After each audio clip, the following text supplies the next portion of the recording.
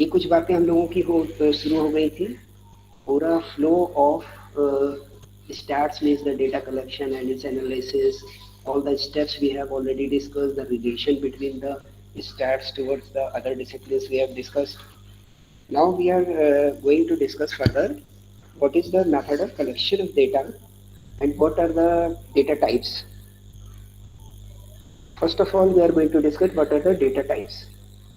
कि डेटा के प्रकार कितने, फिर कैसे कैसे उन डेटास को हम लोग फर्दर कलेक्ट करते हैं.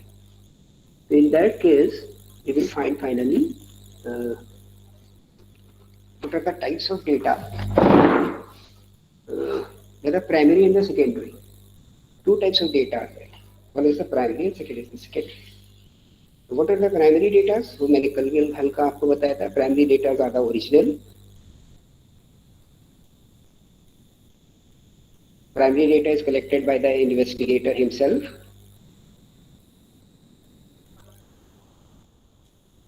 More time and money are consumed while collecting the primary data. More time and money is going to be consumed while collecting the primary data.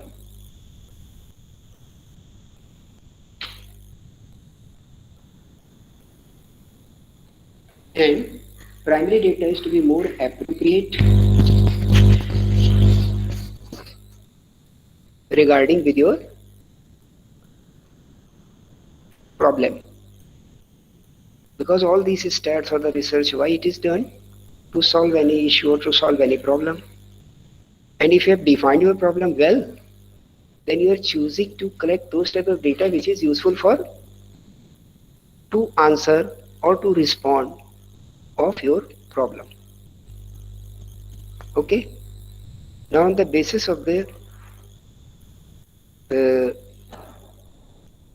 characteristics, how we are going to collect this? How we are going to collect this? Or second way of the differentiation of the data is data may be either qualitative or the quantitative.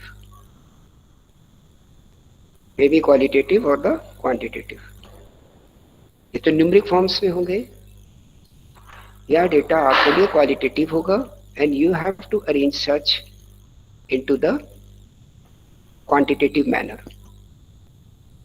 Such data in the qualitative form and you have to arrange it into the quantitative manner. Other methods, how you are going to collect this? In the case of method, the first method for the collection of the primary data is direct personal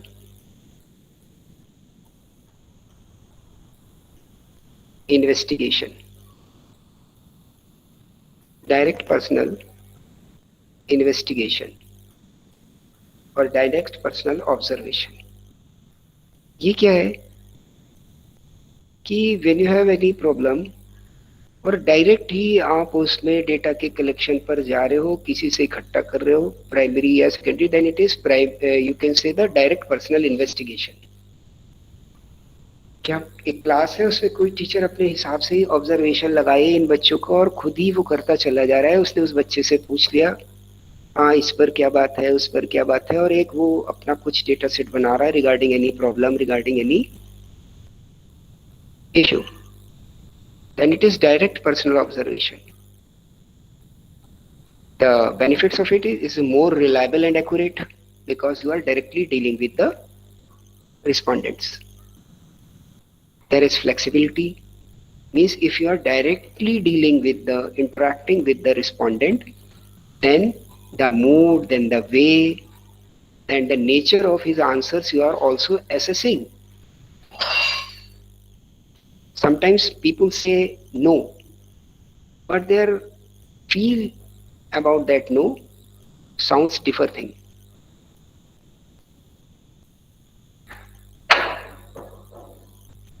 Clear? That is why sounds a different answer. मतलब क्या हो रहा है इसका कि कोई बोल तो रहा है नहीं, लेकिन उसके बोलने से कुछ ऐसा आपको फील हो रहा है कि उसका जो साइकोलॉजिकल इम्पैक्ट है वो पूरी तरीके से नहीं वाला नहीं है. And if you are personally interacting such respondent, then you can say that your collection of data or answers are much accurate, much flexible, very much unbiased. But what are its adverse effect? It takes more time and more money. When you are collecting your data with direct personal observation or investigation, then this thing is going to be happen. ये एक तरीका है primary data को इकट्ठा करने का। दूसरा, indirect personal investigation. इसमें प्राइमरी डेटा या सेकेंडरी डेटा कैसे इकट्ठा हो सकता है कि आपने खुद तो किया नहीं, किसी दूसरे से उसको पूछ लिया। अगर हम किसी ए से किसी बी के लिए पूछ लें कि भाई बी का इस पर कैसा रिस्पॉन्स हो सकता है, you are very close front of it, you are a very close front of him, आप बताइए इसका क्या रिस्पॉन्स दे सकता है। वो जो रिस्पॉन्स दे रहा है that is indirect personal observation, direct आप नहीं मिले। ठीक है। किसी स्टूडेंट्स का फीडबैक किसी टीचर से ले लेना, किसी स्टूडेंट का फीडबैक या किसी टीचर का फीडबैक किसी प्रिंसिपल या हेड ऑफ डिपार्टमेंट से ले लेना, ये सारे तरीके क्या हो गए? Indirect personal investigation. क्लियर? इसका एरिया बहुत वाइड हो सकता है। आपने जो इंफॉर्मेशन सीख की, काफी सीक्रेटली आपने उन इंफॉर्मेशंस को कलेक्ट कर लिया, ये इसका एक बेनिफिट हो सकता है। एक्यूरेसी वहां तक इसकी हो सकती है कि जिस लेवल तक जिस पर्सन से आपने वो इंफॉर्मेशन कलेक्ट की है वो किस रेंज या किस एरिया तक उस पर्सन से डील कर रहा है जिससे रिलेटेड आप इंफॉर्मेशन कलेक्ट कर रहे हो। समझ आती जा रही है बात? अगर कोई रिसर्च या कोई डेटा इस बात का कलेक्ट होना है regarding the criminal activities in any area, तो अगर आप किसी उस जिले के एसआई को या किसी को कांटेक्ट करो, उनसे कुछ पूछो, अब सवाल ये होगा कि वो जो साहब हैं जिनको आपने कांटेक्ट किया है वो क्रिमिनल केसेस से कितना डील कर रहे हैं। ऐसा तो नहीं है कि वो केवल कोर्ट से रिलेटेड केसों को डील करते हैं, तो रियल क्रिमिनल सिनेरियो क्या चल रहा है उसका उनको अंदाजा नहीं, या वो केवल वीआईपी ड्यूटीज में रहते हैं। तो कितना कनेक्शन है from the persons who are collecting such information. अब ये थोड़ा टाइम सेविंग हो जाएगा। लाइट चली गई है तो मैं थोड़ा सा कैमरा बंद कर देता हूँ, तो थोड़ा टाइम सेविंग हो जाएगा और लेस लेबोरियस हो जाएगा। एडवांटेज क्या हो सकते हैं इसके कि सजेशंस भी आप बेहतर तरीके से यूज कर सकते हैं, because all these type of observations are which you are getting in the suggestive form. लोग सजेशन ही की तरह तो बताएंगे कि हाँ ये सब इस मामले में अच्छे हैं, इस मामले में ये ऐसे हैं, दैट इज ऑल। इसमें आपको मिलेगा अधिकतर किस हिसाब से मिलेगा? सजेशंस के हिसाब से। ठीक, तो डायरेक्ट पर्सनल इन्वेस्टिगेशन और इनडायरेक्ट पर्सनल इन्वेस्टिगेशन ये आपने देख ली। अब आगे का पॉइंट हम लोग देखते हैं इसका, और कैसे ये कलेक्ट हो सकता है। By way of the information through local agencies। किन्हीं लोकल एजेंसीज को आप कांटेक्ट करके इन डेटा को कलेक्ट कर सकते हो प्राइमरी नेचर के। ठीक, कोई एक एजेंसी को आप डील करो, उससे बोलो भाई ये मेरी ये रिक्वायरमेंट है, इस हिसाब से आप लोगों से ये सवाल है इनको पूछ के आप भरवा दीजिए। वो उनके पास जो डेटा है उससे आपका काम हो सकता है, वो रेगुलरली जो कलेक्ट कर रहे हैं। ठीक, लोकल एजेंसीज के थ्रू आपका काम हो सकता है। Then it is the way of collecting the data. Next one is the by questionnaire। You have to prepare a questionnaire, then you have to obtain some answers on such questionnaires। और ये जो questioners हैं they can be send through emails, mails और by direct interaction. You have to frame a questionnaire and such questionnaire can be mailed. उनको आप mail कर सकते हो, चिट्ठी के थ्रू भेज दो, ईमेल के थ्रू भेज दो, किसी भी थ्रू भेज दो, उनसे डेटा आप फेच कर सकते हो कलेक्शन। और दूसरा कैसे आप कर सकते हैं, by way of direct intervention. आप खुद जाओ या आपकी तरफ से लोग जाएं और उन डेटा को कैप्चर करें। And by the way of schedule. What is this schedule? Questionnaire, आपने क्वेश्चनर बनाया और भेज दिया और उस पर बंदा फ्रीली आंसर करता चला जा रहा है। शेड्यूल इस क्वेश्चनर का एक प्रॉपर फॉर्मेट है और वो आपकी तरफ से कोई लोग जाकर के जब लोगों से पूछेंगे, डायरेक्टली उसको भरेंगे, then it is called to be schedule. ये शेड्यूल है, means your questions are arranged in a proper schedule. और दूसरी सब खास बात शेड्यूल के साथ फायदा क्या है कि schedule when you are going to answer that may be most often in the cases which are directly interacted, means more accurate regarding the responses of the respondent.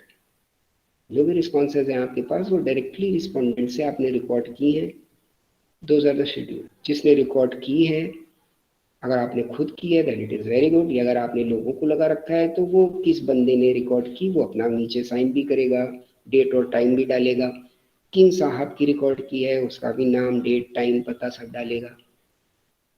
ठीक है ना। आप कभी देखते हो कि घर के डोरबेल बजी और कोई आए, भैया ये मेरी कंपनी है, ये इनके 4 सवाल हैं, जरा बता दीजिए। They are collecting the opinions और collecting some data regarding any schedule which is in the form of questionnaire. Schedule means the sequentially arranging the questions. वो एक सीक्वेंस के साथ अरेंज है। सबसे पहले कोई नाम पूछेगा आपसे, फिर आपका पता पूछेगा, फादर नेम पूछेगा, एज कितनी है, फिर धीरे से आपको लाएगा कि क्या आप ये इस्तेमाल करते हैं ये प्रोडक्ट की नहीं करते हैं तो कितने साल से करते हैं, नहीं करते तो इसकी जगह पर दूसरा कौन सा करते हैं। तो अपने रिलेटेड इंफॉर्मेशन कलेक्ट कर रहा है, means the usability or the attractability of his product, as well as if you are not using such product then what type of product you are using, means the competitors range, how the competitors are acting or playing in that field, इसको देख रहा है वो। फिर अगर आपसे आपकी उम्र और पता पूछ रहा है तो किसी जोग्राफिकल एरिया में उसके प्रोडक्ट की क्या एक्सेप्टेबिलिटी है, क्या एक्सेप्टेबिलिटी नहीं है, इससे रिलेटेड डेटा जा रहा है। एज आपकी पूछ रहा है तो किस एज में क्या एक्सेप्टेबिलिटी है, क्या एक्सेप्टेबिलिटी नहीं है, इससे रिलेटेड भी डेटा जा रहा है। क्लियर है? तो क्वेश्चनर और शेड्यूल में कहाँ पर फर्क आ जाता है?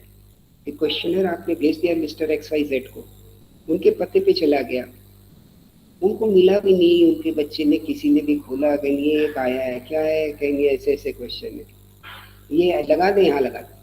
अब क्या उन्होंने लगाया क्या नहीं लगाया, means you can say the responses you have collected, ये जरूरी नहीं है कि वो हर समय सही हो, कि वो हर समय सही हो, एप्रोप्रिएट हो। Clear? This is the big difference between the questionnaire and the schedule. तो आपसे कितने मेथड डिस्कस हो गए हमारे? Direct personal observation, indirect personal observation, information through the local agencies and the data collected through questionnaires and schedules। इतनी सारी हमारी आपकी बातें इसमें हो गई।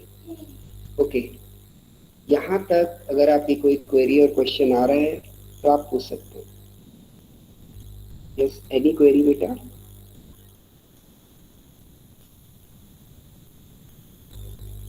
Yes, any query up till now regarding the collection of data? No. Then further, this is the basically form for collecting the primary data. Now we are just moving towards the secondary form of secondary data को कैसे collect किया जाएगा। The basic समझ आपको आ गई एकदम कि primary वो डेटा है जो फर्स्ट टाइम कलेक्ट किया जाए,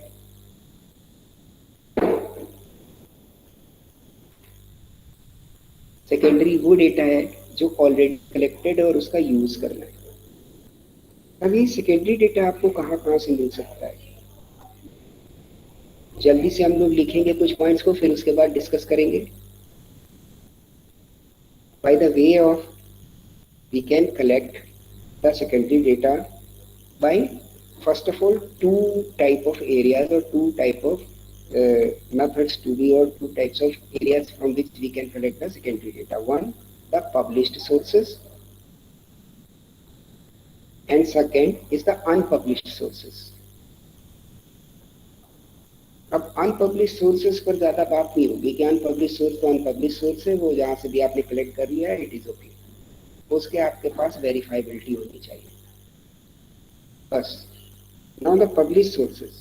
Published sources have several different heads. उनको हम नोट डाउन करेंगे पहले, फिर डिस्कस करेंगे। Number 1, this is published articles,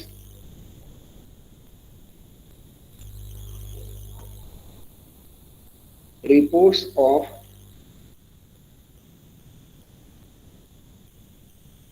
various government departments, reports of various government departments of central and state government,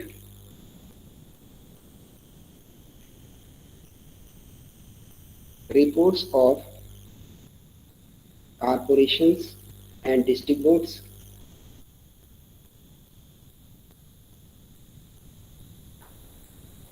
reports published by government commissions and societies,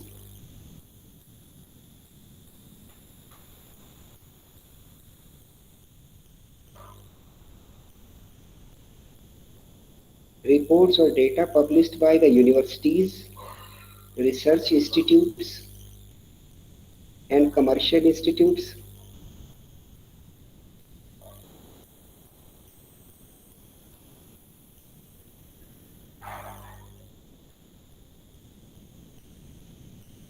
any publication by the scientists, writers or individuals,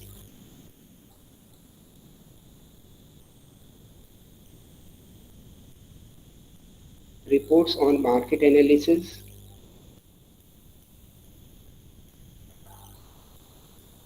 data collected by the investigators,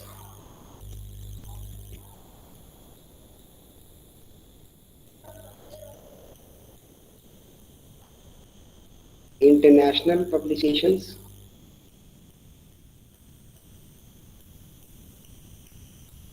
and the byproduct of administration. And the byproduct of administration. ये कुछ तरीके हैं कि जिनसे हम लोग further secondary data का collection कर पाएंगे। नाउ अब एक एक करके हम लोग इनको धीरे धीरे देखना शुरू करते हैं। काफी चीजों को आपको आइडिया होगा, कुछ हम लोग और डिस्कस करेंगे इसमें जान पाएंगे कि जिनका आइडिया नहीं होगा। तो सबसे पहला पॉइंट था हम लोगों का पब्लिश थीसिस। पब्लिश थीसिस क्या थी कि जो किसी राइटर ने, किसी ने कोई थीसिस लिखी,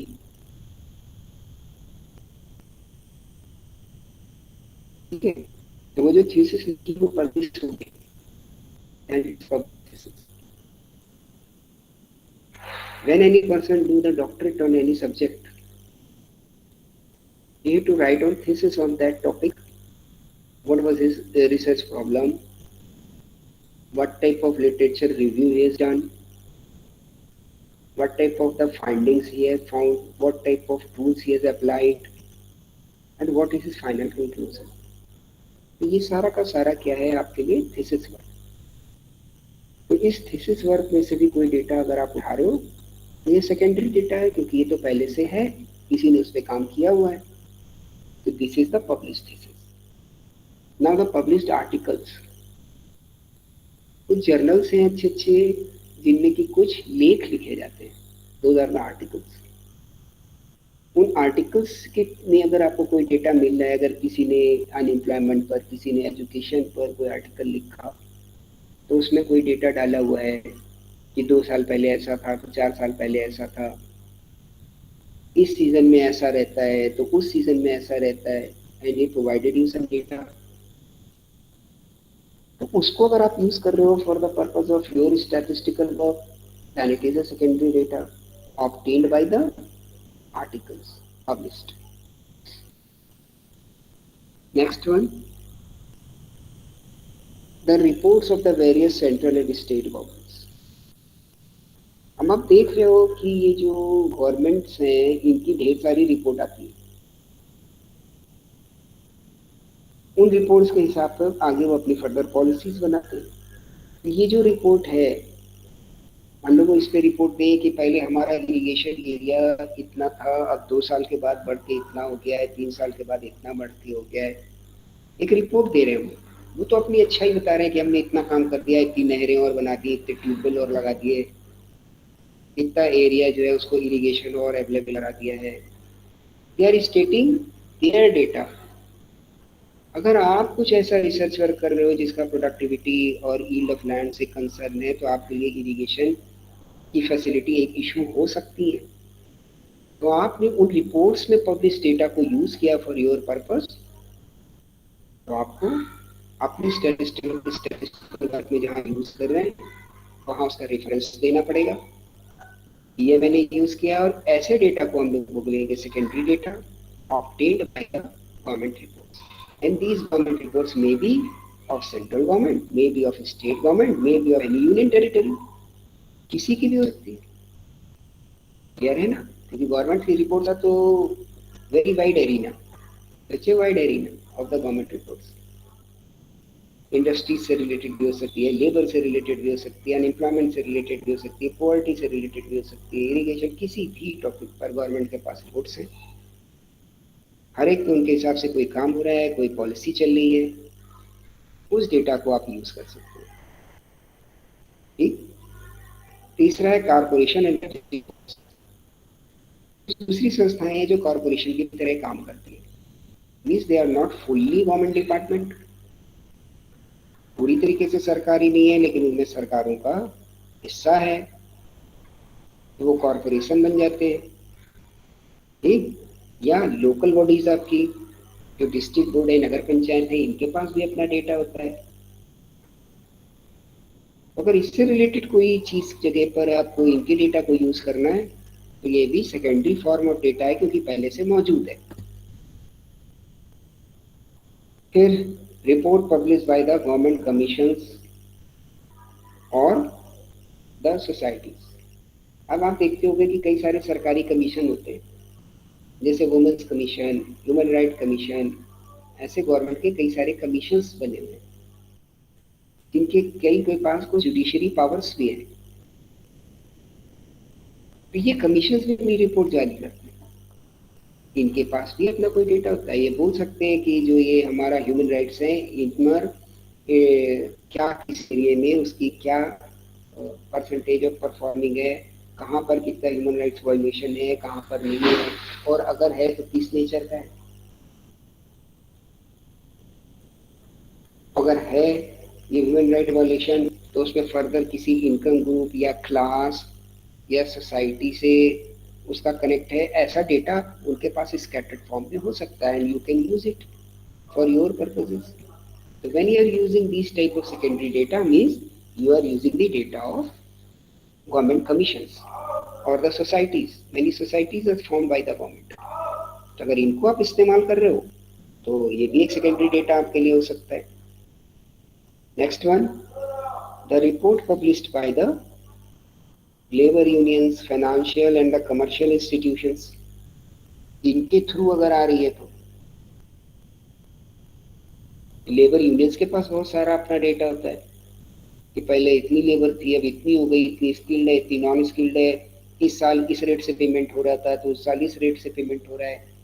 तो अगर आपके पास ऐसा कोई स्टेट्स का काम करना है कि दो इंडस्ट्री के बीच में लेबर की क्या कंडीशन है, इनको अगर आप इन पे काम करने जा रहे हो, तो इस तरीके का डेटा आपके लिए वैल्यूबल हो सकता है जो लेबर यूनियन से मिले। फाइनेंस में काम करने जा रहे हो तो फाइनेंशियल, कमर्शियल इंस्टीट्यूशन से रिलेटेड तो कमर्शियल, तो यहाँ जहाँ से भी आपको मिल रहा है, those all are the form of secondary data. कोई डाउट इसमें होना नहीं चाहिए क्योंकि बड़ा आसान है। आगे बढ़ जाते हैं हम लोग, साइंटिस्ट एंड द राइटर्स और द इंडिविजुअल्स। तो राइटर और इंडिविजुअल की बात काफी हद तक आपने किसमें कवर अप कर ली है, थीसिस में और आर्टिकल में। इंडिविजुअल्स के पास और किस तरीके का डेटा हो सकता है, उनकी अपनी कोई अलग टाइप की वोकेशनल नॉलेज हो सकती है जो कि डेटा फॉर्म में स्ट्रक्चर्ड है, that can be used also as per your requirement or the need, as well as the some scientists have some formulas or some working they have or some process work they have, and if you are using such type of data for your work or your research, means you are using the secondary data। उस पर कोई पहले काम कर चुका है, उसकी अपनी फाइंडिंग्स हैं, उनको आप यूज कर रहे हो for your purposes, then it is the secondary data. तो आपको दिख रहा है कहाँ कहाँ से ये सेकेंडरी डेटा लाया जा सकता है। द मार्केट एनालिसिस, क्योंकि आप कॉमर्स के स्टूडेंट हैं, कमर्शियल हैं, तो the role of the market and finance and business, इसका बड़ा इम्पैक्ट है। तो मार्केट की एनालिसिस से रिलेटेड कोई रिपोर्ट्स हैं। जहाँ हम कॉमर्शियल की बात कर रहे थे वहां पर कोई डेट से रिलेटेड आपके लिए डेटा हो सकता है, इन्वेस्टमेंट से रिलेटेड डेटा हो सकता है, ठीक है ना। जहाँ मार्केट एनालिसिस की बात है तो एडवर्टीजमेंट पर क्या खर्चा हो रहा है, सेल्स क्या घट रही है बढ़ रही है, all in the terms of the monetary, so useful, all is going to be directly affect to the commercial activities। तो ये मार्केट एनालिसिस और मार्केट की जो रिपोर्ट्स या किसी एजेंसी की हुई है, किसी एक कंपनी की हुई है, उसको सिमिलर कंपनी या दूसरी कंपनी इस्तेमाल करना चाहती है, then it is the use of secondary data। Now the data collected by the investigators, आपसे पहले जिन्होंने काम किया है, कुछ ऐसे ही टॉपिक पे काम किया जैसा आपका है, आपसे मिलता जुलता है,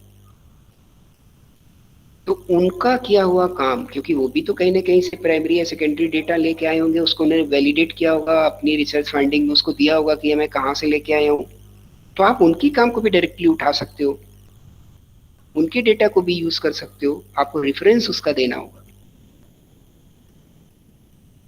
तो data collected by the previous investigators और the investigators which have done work before you, जिन्होंने आपसे पहले काम किया है, उनकी डेटा पर काम, उनका डेटा को यूज करना।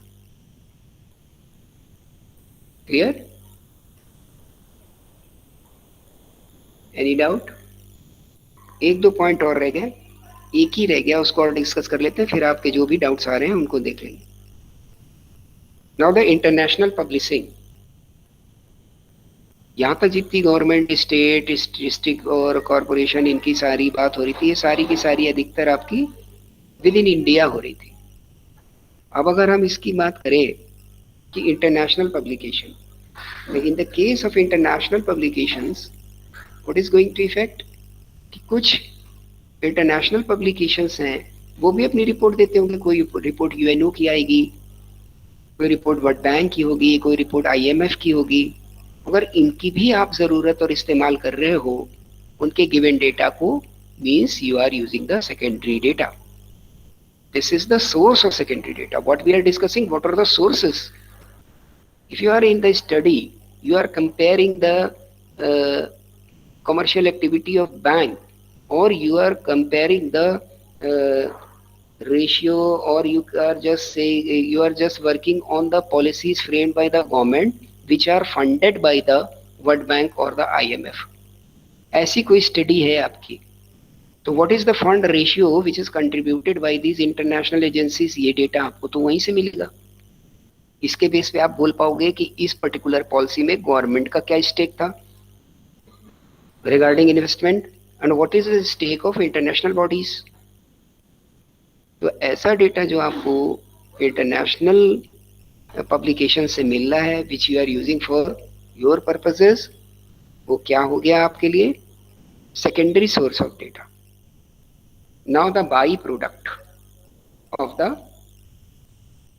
administration, अब एडमिनिस्ट्रेशन कुछ काम करते हैं तो उससे कई सारे बाई प्रोडक्ट तैयार हो जाते हैं। बाई प्रोडक्ट क्या चीज हो गई बच्चों, कि जो हम प्रोडक्ट बना रहे हैं उससे कुछ और साथ में जो बच गया, निकल गया, वो बाई प्रोडक्ट तैयार हो गया उसका। ठीक है, मेरा कोई बड़ा काम तो कुछ दूसरा है करने का, लेकिन उससे जो वेस्ट आ रही है या उससे जो कुछ बच रहा है उससे कोई दूसरा प्रोडक्ट तैयार हो जा रहा है. That is the by product, not the main product, but it is created due to the main product. उसके ऑपरेशंस में, मेन प्रोडक्ट के ऑपरेशंस में कुछ ऐसा है कि जिससे वो बाई प्रोडक्ट का कुछ तैयार हो जाता है और वो आपके लिए काम का हो जाता है. ठीक. तो कुछ गवर्नमेंट की जो वर्किंग्स होती हैं एडमिनिस्ट्रेशन की, उससे कई सारे बाई प्रोडक्ट तैयार हो जाते हैं. ठीक है, उससे कई सारे बाई प्रोडक्ट तैयार हो जाते हैं. जैसे एडमिनिस्ट्रेशन की कोई भी वर्किंग आप एक उठाइए, देखिए क्या उससे कोई बाई प्रोडक्ट तैयार हो रहा है. The deployment of the forces in the particular area or in a full Kanpur city and what are their timings is the perfect data of administration. ये तो एडमिनिस्ट्रेशन का परफेक्ट डेटा है कि कितनी पिकेट चौकी, कितनी पिकेट पुलिस हमारे यहाँ तैनात हो रही है, उनकी ड्यूटी आवर्स क्या है, उनका शेड्यूल क्या है. ये तो एक फॉर्मल फॉर्मेट का डेटा है. इसके बाई प्रोडक्ट क्या बन सकते हैं,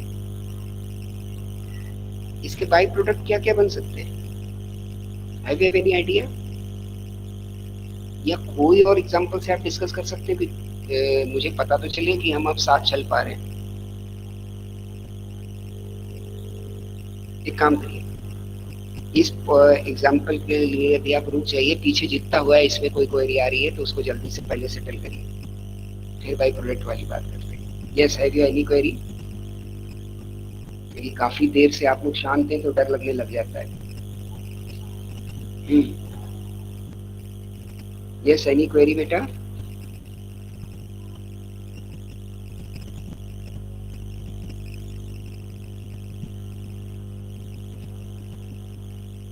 यार बताना पड़ेगा आपको, तब हम लोग आगे बढ़ पाएंगे. ऐसे तो मुझे पता ही नहीं चल रहा है कि कहाँ हैं हम लोग अंधेरे में.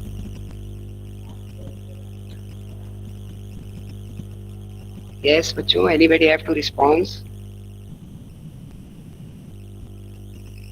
थोड़ा तो रिस्पॉन्स करना है.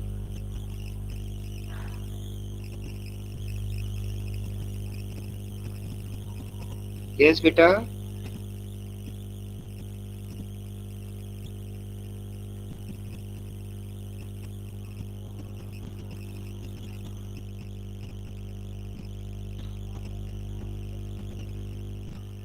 Yes, anybody of you any query?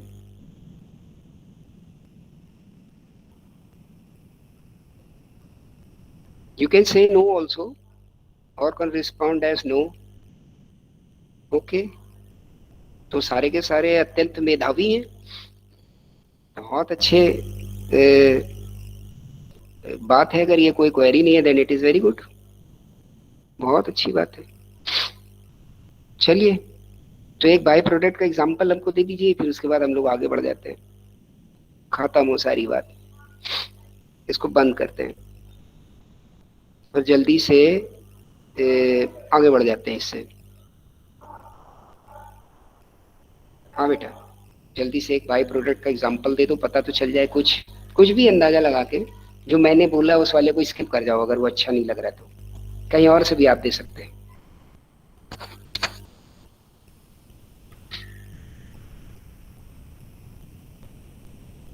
Yes.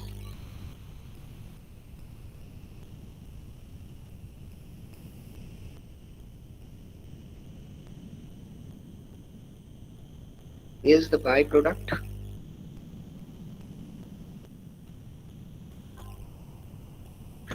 of administration.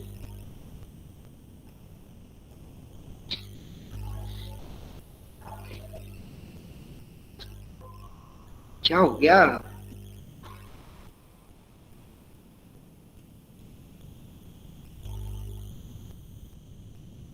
Okay, चलिए, सिंपल फॉर्म में जो भी काम कोई एडमिनिस्ट्रेशन कर रहा है तो वो तो अपना काम कर रहा है, उसका एक डेटा बन रहा है. उसके साथ ही में कोई अगर ऐसी चीज है कि जो तैयार होती चली जा रही है, जो कि जानबूझकर तैयार नहीं की जा रही है और वो भी डेटा की तरह इस्तेमाल हो सकती है, that is the by product. ठीक है, that is the by product. अब अगर एक नगर निगम का डिपार्टमेंट है,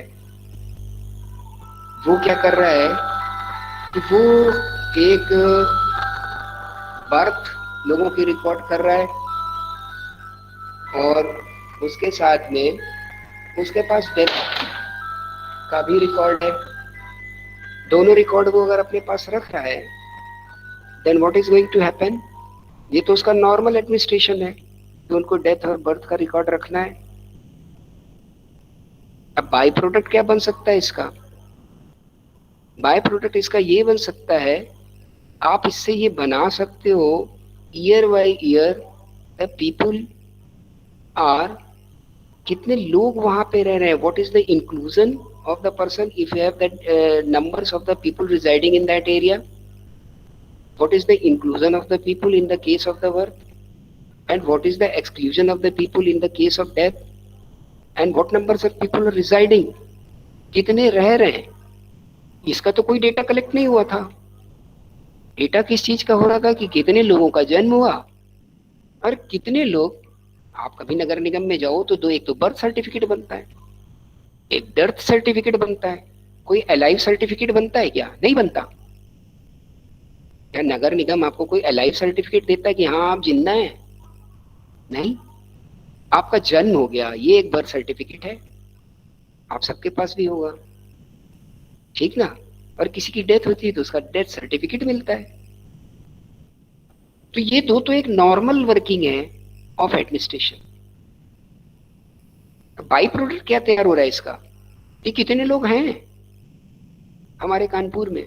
अगर हम ये जानना चाहें कि ये नंबर था, इसमें इस साल में इतने लोगों का जन्म हुआ, इतने लोगों की मृत्यु हो गई, तो इतने होने चाहिए, that is the by product. या आपको अगर ये जानने की इच्छा है अपने डेटा में कि कितने लोग रहते हैं, तो आपने एडमिनिस्ट्रेशन के बाई प्रोडक्ट को इस्तेमाल कर लिया।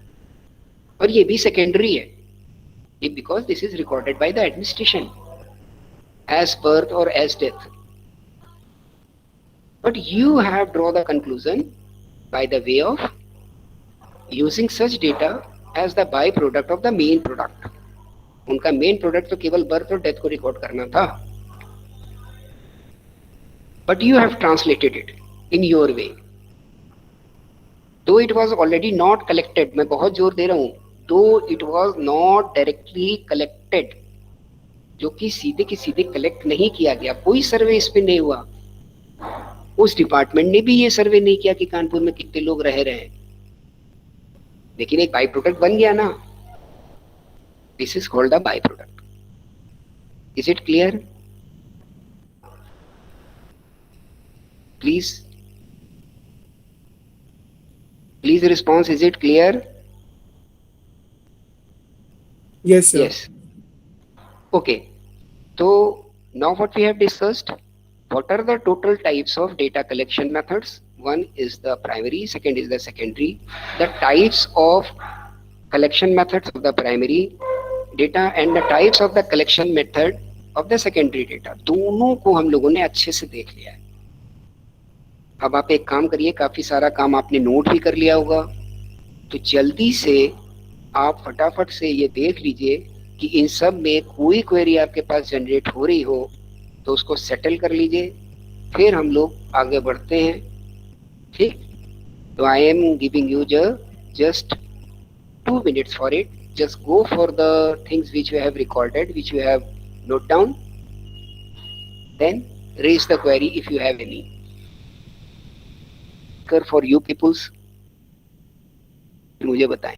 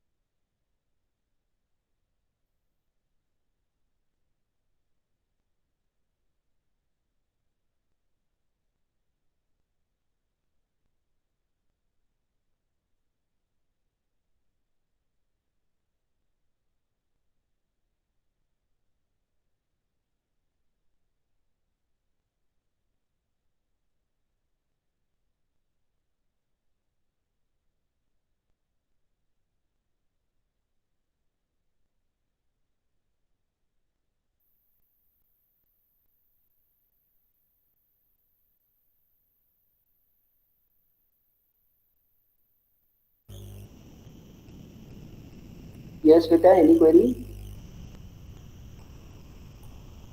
कोई क्वेरी है?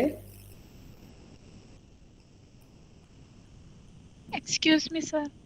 यस बेटा, पूछिए। Sir by product and secondary data में क्या डिफरेंस होगा? बेटा, सेकेंडरी डेटा तो वही है कि जो हम डायरेक्ट नहीं करते, किसी से लेते, तो ये सेकेंडरी डेटा का एक फॉर्म है, a type of secondary data. ठीक ना? Secondary data is the big head, और उसके हम लोगों ने ये कई सारे प्रकार देखे, जैसे departmental report of the central and state department, जैसे पब्लिश थीसिस, जैसे पब्लिश्ड आर्टिकल्स, जैसे report of the corporation and the boards, जैसे report of the government commissions और द सोसाइटीज, जैसे report of the labour union, financial and commercial institutions, is data collected from the universities, research institutions, or public entrepreneurs, reports of the scientists, writers, individuals, market analysis, data collected by the investigators who have done work before you. ये सारे के सारे form हैं secondary data के। कहाँ कहाँ से secondary data मिलता है, आप समझ आ रही है ना? प्राइमरी तो मुझे पता है कि ये मेरा ये सवाल है, ये क्वेश्चन है, इन लोगों के पास जाना है। सेकेंडरी कहाँ कहाँ से मिलता है, किसको किसको सेकेंडरी माना जाए, ये बताया है मैंने आपको। ठीक ना? तो ये सारी जगह वो है कि जो खुद सेकेंडरी डेटा का सोर्स है, जहां से सेकेंडरी डेटा जनरेट होता है। You can fetch the secondary data. ठीक है? इतनी यस बात सर। है। हाँ, उनमें आपस में कहूँ तो कोई फर्क है ही नहीं, क्योंकि वो तो सेकेंडरी डेटा ही है। By product is the secondary data. Yes sir. बस उसमें फर्क क्या होता है, जितने पहले के सारे पॉइंट थे वो आपको रिटर्न मिलेंगे प्रॉपरली, कि हाँ what is the birth rate comparison between Kanpur to any other city. तो हम डायरेक्टली कारपोरेशन का बर्थ का डेटा उठा लें 5 साल का, उसके ऊपर काम करें, उसको मिलाएं, रेशियो निकालें, वट। ऐसे अगर डेथ पे काम कर रहे हैं तो उसका भी डेटा है। अलाइव का डेटा नहीं है, but you have created it, that is the by product of the product. ये समझा रहा था मैं केवल। और इसका भी देखो यार, जो जिसका फादर है उसी का तो वो बेटा होगा ना। तो इसके बाई प्रोडक्ट के फादर कौन? नॉर्मल सेकेंडरी डेटा उसका फादर है, तो बाई प्रोडक्ट उसी का तो बच्चा है, तो वो भी सेकेंडरी डेटा ही है। करेक्ट? Any doubt? नो। चलिए, तो अब जल्दी से हम लोग आगे बढ़ते हैं। आपने ये जान लिया प्राइमरी डेटा क्या होता है, कहाँ कहाँ से लाया जा सकता है, कैसे लाया जा सकता है। सेकेंडरी डेटा क्या होता है ये आपने जान लिया, कहाँ कहाँ से लाया जा सकता है और कैसे लाया जा सकता है ये भी जान लिया। ठीक है? अब आपको ध्यान क्या क्या रखना है, थोड़ा सा प्राइमरी डेटा में क्या ध्यान रखना है और सेकेंडरी डेटा में क्या ध्यान रखना है at the time of collection. That अगर आप सेकेंडरी डेटा कलेक्ट कर रहे हो तो आप तो काम कर नहीं रहे हो उस पर, तो वो तो आपको ऑलरेडी पब्लिश्ड में टाइप में मिलेगा। तो अगर पब्लिश टाइप में मिल रहा है तो सबसे पहला आपका काम क्या होना चाहिए, you have to focus on the printing mistakes. ये छोटी छोटी बातें हैं, इनको आपको बहुत ध्यान रखना है। और अगर आप इसको आंसर्स में लिखोगे then it is very good, वरना सब लिख देंगे सेकेंडरी ये है, प्राइमरी ये है। And what are the carefulness regarding the collection of secondary data, तो you have to write, you must be focus on the printing mistakes. ये बड़ा कॉमन इशू है। कई दफे आप अपने बुक्स में देखते हो कि एक क्वेश्चन है, उसके ढेर सारे आपने काम कर डाला और बाद में आपको टीचर ने बताया यार इसका आंसर ही गलत छपा था। आप परेशान हो गए कि ये क्या हो गया, कि ये क्या हो गया। तो printing mistakes. Then separate definition of the unit, क्योंकि जिसने जो काम किया है या पहले से जो सेकेंडरी डेटा है वो तो उसने अपने हिसाब से कलेक्ट किया हुआ है ना। अब आपको उसको अपनी स्टेट्स के हिसाब से यूज करना है, तो आपको उसको डिफाइन करना पड़ेगा in the terms of units. Are you getting what I am saying? कि जो आप सेकेंडरी डेटा है वो पहले से किसी पर्पस से, किसी कारण से इकट्ठा किया गया है, उसका कुछ अपना रीजन, इशू, पर्पस, लॉजिक है। But if you are going to use such data, you have your question, you have your way, your intention is different from the further research, previous researcher. तो आपको उस अपने हिसाब से unit में convert करना पड़ेगा कि आपकी स्टेट्स यूनिट्स में वो कहाँ पे फिट हो रहा है। Means defining of unit must be proper. पूरा का पूरा जरूरी नहीं है कि हम उतार पाए, ठीक है ना। अगर उन्होंने बर्थ रेट ले ली केवल, और हमारी रिसर्च का ऑब्जेक्ट ये है कि हम पूरी कानपुर की बर्थ रेट में केवल इस पर काम करना चाहते हैं कि birth among the society, this society, तो हमें उनका जो डेटा है उसमें से अपनी मतलब की यूनिट डिफाइन करनी पड़ेगी। क्लियर। तो आपके पास जो भी सेकेंडरी डेटा है उसमें आपको क्या देखना है, सबसे पहले प्रिंटिंग मिस्टेक, बड़ी छोटी सी बात है। दूसरा क्या देखना है, सेपरेट तरीके से उसको डिफाइन करना है और ब्रीफ करना है कि वहां पर इंफॉर्मेशन थोड़ी फैली हुई होगी, उसको आपको समेट के अपने हिसाब से बनाना पड़ेगा। ठीक है, ये काम करना है आपको फर्दर, तब आपका सेकेंडरी डेटा आपके हिसाब से परफेक्ट हो पाएगा। Means secondary data need some correction, some modification, ये आपको करने पड़ेंगे उसमें अपनी नीड के हिसाब से। क्लियर। तो अब हम लोगों के लिए अगला topic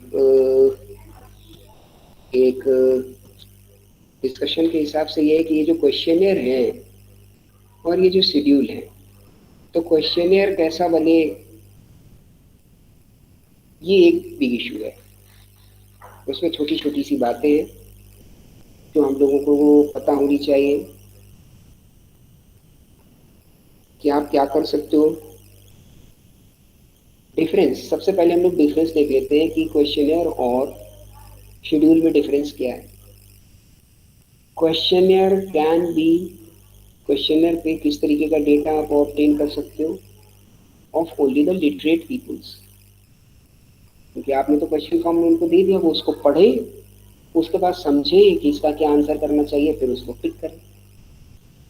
and schedules, your person is reaching towards, आप उसको लेके जा रहे हो किसी के पास, and then you are obtaining the answers which are framed in the schedules as per the sequence of the questions। ठीक, तो वो जो सीक्वेंस है आपके क्वेश्चंस का वो आपने शेड्यूल फॉर्म में बना लिया, तो आप पूछते जा रहे हो और वो बताता जा रहा है, आप टिक करते जा रहे हो, या आपकी तरफ से कोई बंदा गया वो ऐसा करता चला जा रहा है। तो इस पर लिटरेट और इलिटरेट दोनों के रिस्पॉन्सेज कलेक्ट हो सकते हैं। नाउ सेकेंड, आपको questionnaire you can mail it, इसको आप मेल भी कर सकते हो, पर शेड्यूल आपको लेके जाना पड़ेगा। ठीक है, शेड्यूल में तो आपको लेके जाना पड़ेगा, या आपकी तरफ से कोई इंटरव्यूअर जाएगा, वो इंटरव्यू करेगा और मार्क करेगा। क्वेश्चनियर सेल्फ एडमिनिस्ट्रेटेड होता है, it is self administrated, means administrated by the respondent. अब आपने दे दिया तो क्वेश्चनियर ही अपने आप को खुद एडमिनिस्ट्रेट कर रहा है, भेजने वाला जो है वो खुद ही अपने हिसाब से एडमिनिस्ट्रेट करके उसको, वही उसका एडमिनिस्ट्रेटर है। But in the case of the schedule, the interviewer और the researcher is the administrator. वो अब आपके आंसर्स को, जो मैंने पहले बोला था कि आपकी नो को भी वो कुछ अलग से डिग्रीज रख सकता है कि ये जो नो थी ये इनकी 100% नो नहीं थी, इनकी साइकोलॉजी और इनका फिजिकल एक्सप्रेशन ये बोल रहा है कि ये नो 60% की रेंज में कैटेगरी की जा सकती है। If you want to further divide the responses in different degrees and different terms, so you can do it in the schedule। बना लीजिए कि ये जो इनकी यस है ये बिल्कुल 100% है, ये जो यस है इसका यार कुछ समझ नहीं आ रहा, बड़ी हल्की है भाई, ये बड़ी हल्की है, ये बड़ी हल्की है, इसको 20% पे या 30% या 40% पे हम सेट कर सकते हैं। तो इस तरीके का यूज भी आप इन द केस ऑफ शेड्यूल कर सकते हैं। ठीक है, एक्सप्लेनेटरी नोट्स क्वेश्चनियर के केस में लिखे जा सकते हैं। एक्सप्लेनेटरी नोट्स क्वेश्चनियर के केस में लिखे जा सकते हैं कि जो आंसर करने वाला है, या कुछ आप उसको एक्सप्लेनेशन के साथ क्वेश्चनर को बनाओ, या वो आंसर करने वाला अपने आंसर के साथ कुछ एक्सप्लेनेटरी नोट्स लिख सकता है। शेड्यूल जो इंटरव्यू लेने गया उसको साइड बाय साइड क्लियर करना पड़ेगा कि ये पूछना है, ये बताना है, ये आंसर मार्क हो रहा है। मैं चाह रहा हूँ ये डिफरेंस आज डिस्कस हो जाए, तो थ्योरी की काफ़ी चीज़ें कम होती चली जाएंगी, तो आपको भी आसानी होगी और क्लास भी अच्छी चलेगी। कि मुझे पता है कि सुनते सुनते हो सकता है कुछ बोरिंग होने लग गया, but this is a part of the subject, that is why you have to discuss. Indirect method of data collection है क्वेश्चन है, आपने भेज दिया और उसने क्या किया क्या नहीं किया मुझे नहीं पता है, उसने किया भी है कि नहीं किया है, कि अपने किसी को सबऑर्डिनेट को बोल दिया कि यार इसमें मार्क कर देना, भेज देना। और while schedule is the direct method, आप खड़े हैं या आपका कोई पर्सन सामने खड़ा है जो पूछ रहा है और मार्क कर रहा है। In the questionnaire response is poor, कारण क्या वो जवाब दे ना दे क्या बात है। और in the case of the schedule responses are high, कुछ तो जवाब देगा, सारे क्वेश्चन के जवाब नहीं देगा, कुछ के तो जवाब देगा, तो रिस्पॉन्सेज हाई होते हैं। और मेथड एक्सपेंसिव है इन the case of questionnaire, in case of the schedule it is more expensive, क्योंकि उसमें तो केवल भेजने का और आने जाने का इतना ही खर्चा है, इसमें तो साथ में एक आदमी भी लगा है, उसका भी तो टाइम पैसा लेबर लगेगा। Clear? This is the big differences between the questionnaire and schedule. So the topic of the tomorrow's class will be the how questionnaires are prepared, what are the types of questions, और इसके साथ इससे related काफी कुछ बातें आपकी cover हो जाएंगी। ठीक, फिर हम लोग स्टैट्स के बाकी चीजों पे आगे बढ़ सकते हैं। Okay, then if you have any query regarding the today's session, may feel free to ask. Yes, any query regarding to today's session? Yes no आप कर सकते हैं बेटा, because it is time to close the class. No no, okay, then very nice meeting, have a nice day, thank you very much. Thank you, sir. Thank you बेटा, thank you all of you. Thank you, sir.